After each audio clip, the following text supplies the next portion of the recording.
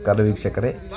Next ಬಂದಿದ್ದೆ ನಾವು ನಮ್ಮ ಶೇಷಾದ್ರಿವಾಸ ಬಿಳಿಗಿರಿರಂಗನ ಬೆಟ್ಟಕ್ಕೆ ಬಂದಿದ್ದೇವೆ. ಇಲ್ಲಿನ ಅರಣ್ಯದ ಸೊಬಗು, ಕಾಡು ಮೇಡುಗಳನ್ನು ಎಲ್ಲರನ್ನೂ ಸಹ ಕಣ್ತುಂಬಿಸ್ಕೊಂಡು ನಂತರ ತಲುಪಿದ್ವಿ ನಾವು ಬಿಳಿಗಿರಿರಂಗನ ಬೆಟ್ಟಕ್ಕೆ. ಅಲ್ಲಿಂದ ನಾವೆಲ್ಲ ಒಂದು ಸ್ವಲ್ಪ ನಡ್ಕೋಬೇಕು, ಕೆಳಗಡೆಯಿಂದ ಮೇಲ್ಗಡೆಗೆ. ಅಲ್ಲೂ ಬಸ್ ಬಿಡಲ್ವಂತೆ, ಅದಕ್ಕೆ ನಡ್ಕೊಂಡು ಹೋದ್ವಿ.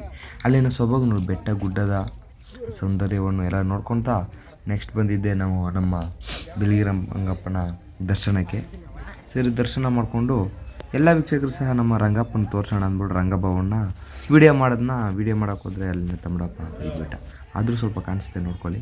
ಇದು ನಮ್ಮ ಸ್ವಾಮಿಯ ಕ್ಷೇತ್ರ, ಗೋಪುರ ಹಾಗೂ ದೇವಸ್ಥಾನದ ಸೌಂದರ್ಯದ ಸೊಬಗನ್ನು ಎಲ್ಲರೂ ಸಹ ವೀಕ್ಷಿಸ್ಕೊಳ್ಳಿ.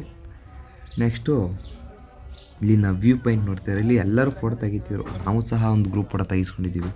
ಎಲ್ಲರೂ ಫೋಟೋ ಗೀಟ ತಗೊಂಡು ಸರಿ ಊಟ ಗೀಟ ಮಾಡಿಕೊಂಡು ನೆಕ್ಸ್ಟು ನಾವು ಹೋಗ್ಬೇಕಾಗಿದ್ದು ನಮ್ಮ ವಿವೇಕಾನಂದ ಗಿರಿಜನ ಕಲ್ಯಾಣ ಕೇಂದ್ರ ಶಿಕ್ಷಣ ಕೇಂದ್ರಕ್ಕೆ. ಅದಕ್ಕೆ ಏನ್ಬಿಟ್ಟು ಸರಿ ನಡೀರೋ ಅಂತ ಎಲ್ಲ ಮುಗಿಸ್ಕೊಂಡು ಹೋಗ್ತಿದ್ವಿ.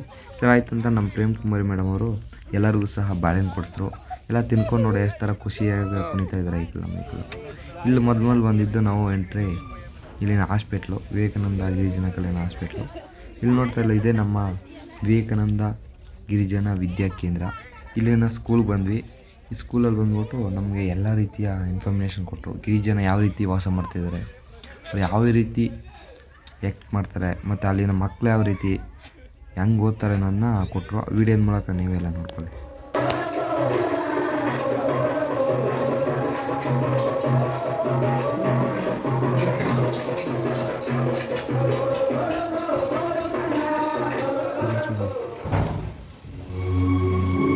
Civilization, rich in diversity, both of culture and geography, and rivers of the Western Ghats. One of the backward ನೋಡಿ, ತುಂಬ ನ್ಯಾಚುರಲ್ ರಿಸೋರ್ಸ್ ಇದೆ. ಆದರೆ ಇರುವಂತಹ ನೈಸರ್ಗಿಕ ಸಂಪನ್ಮೂಲಗಳನ್ನು ಬಳಸಿ ಅಥವಾ ಸಮರ್ಪಕವಾಗಿ ಬಳಸ್ಕೊಳ್ಳದೆ ಇರೋ ಕಾರಣಕ್ಕೆ ಕರ್ನಾಟಕದ ಒಂದು ಅತ್ಯಂತ ಇದೊಂದು 540 ಸ್ಕ್ವೇರ್